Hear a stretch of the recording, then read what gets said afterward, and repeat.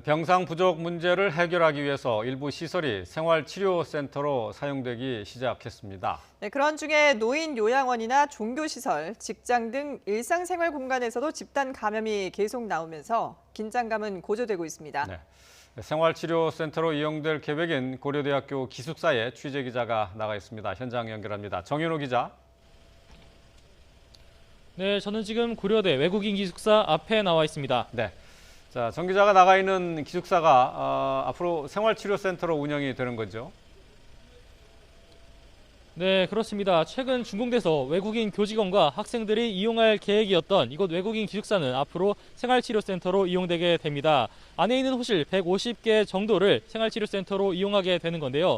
지금 현장에선 이렇게 기숙사 건물 앞에 선별진료소를 설치하는 작업이 한창 진행 중입니다.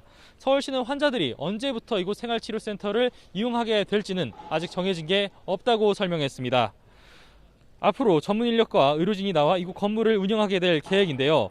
학교 측은 학내 구성원이나 주민들의 안전 확보를 위해 동선 등 관리에는 총력을 기울이겠다고 설명했습니다. 서울시는 고려대를 포함해 8개 사립대학에 생활치료센터 제공을 요청해뒀습니다. 경희대는 200개 호실 규모의 기숙사인 세화원을 생활치료센터로 써도 좋다고 밝혔습니다. 경기도 역시 2,000명을 수용할 수 있는 경기대학교 기숙사를 확보해 경증 환자를 위한 생활치료센터로 활용합니다. 아무래도 병상 부족 상황이 심각한 만큼 방역당국은 병상 확보에 총력을 다하는 모습인데요. 생활치료센터 등을 확충하면서 수도권의 하루 이상 대기 환자는 248명까지 감소했습니다. 하지만 중환자 병상은 수도권에 10개 정도만 남아있어 비상인데요.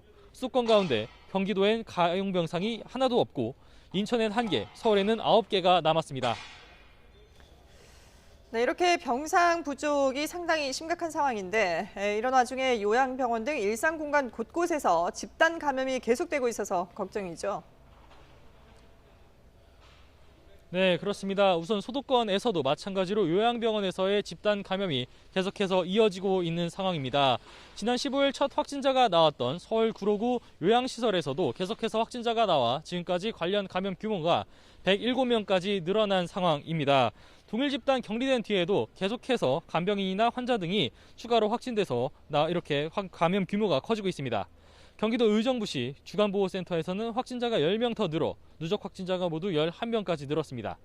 한편 방역당국은 지난 4주 동안의 신규 집단 감염 발생 추세를 발표했는데요. 요양시설 외에도 종교시설과 직장이 집단 감염의 진원지로 지목됐습니다. 지난주에 발생한 종교시설 집단 감염은 3주 전보다 13건이 늘었고 직장에서의 감염도 3주 전보다 2배 정도 증가했습니다. 방역당국은 직장에서의 마스크 착용이나 환기 소독을 거듭 강조하면서 연말 회식이나 소모임을 취소하고 회의도 비대면으로 최소화해달라고 당부했습니다.